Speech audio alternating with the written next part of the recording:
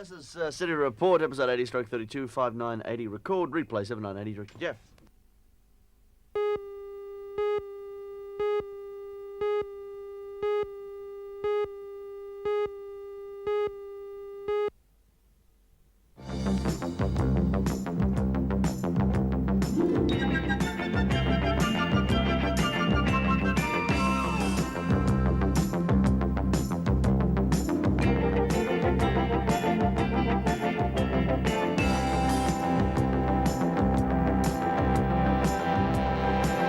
City Report from the Brisbane City Council.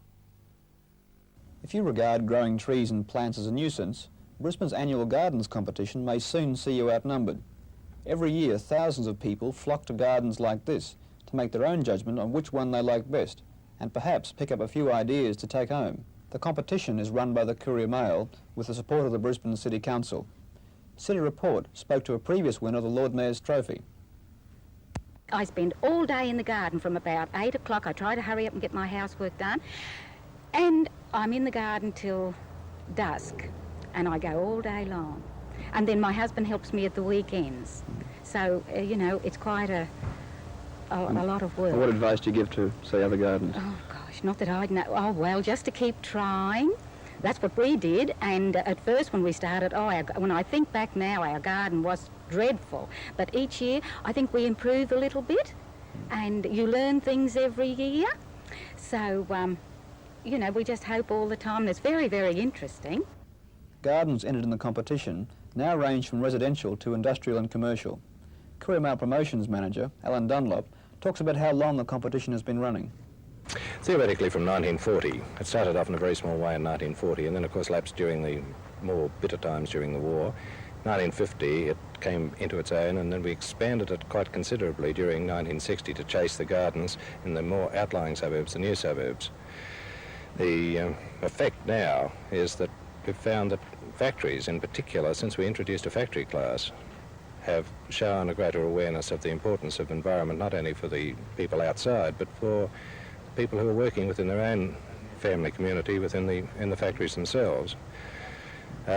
This is probably the most encouraging aspect of the contest, as far as we're concerned, and we're also delighted to see the influence that one garden in one street, which has won a prize, can have on the gardeners within that area. And do you think that the Commonwealth Games has had any effect at all? Oh, it will. Well, it seems to be evident this year, because we've had more entries. We've had a much higher standard of garden entry this year consistently throughout the contest. Brisbane is quite small, but how many people follow them with the bus tours? Well, we've had examples where 12,000 people have gone and looked through a garden in one day after the results of this contest. That's a lot of people. That is a lot of people. And you think that has some spillover effect on their own gardens, do you think? Well, it must do, because we have reports from nurserymen that immediately after the garden contest the sales of plants go up and the sales of fertiliser and all the other accessories that go into a garden. So you think it's a good community use? I do feel that this is that's the purpose that we have in mind anyway, and it seems to be working. Tastes vary as much in the style of garden people create as they do in people themselves, from beds of flowering annuals to sturdy native trees. And how much time do you put into the garden? Very little. We like to sort of think it's an easy care garden and mow the lawn and trim the edges and prune a little when we have to. Yes, and you specialise in Australian natives? Yes. Why is that? Well, I like to see the plants of our own country grown. They're much easier to grow. They don't take the care and fertilising that They haven't got as much colour though, have they? Well, you get colour all year round, but not massed like you do with annuals. And do you think that enough people grow trees and shrubs and so on in Brisbane? No, I don't. I think too many trees are knocked down. Every year, council buses take thousands of people to the prize-winning gardens.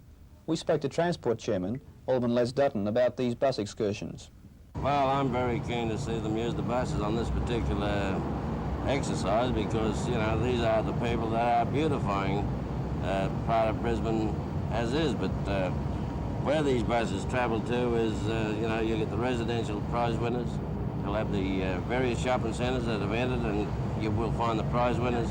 and also on the industrial side of it, which is very good to see them coming into it too. There seems to be quite a high standard of entries this year. Do you think Commonwealth Games has had an impact on that? Well, I think it has. For instance, we've had a tree planting program that people can come and get trees off us for this particular purpose, to beautify this city for the Commonwealth Games, and no doubt it's created a lot of interest for that reason. These special bus trips leave from the City Plaza in Ann Street from tomorrow to Thursday. The first bus departs at 10 a.m. each day, and the last bus at 10:30 a.m. The trip itself takes an enjoyable 2 hours. City Report will be on again next Sunday at 6:25.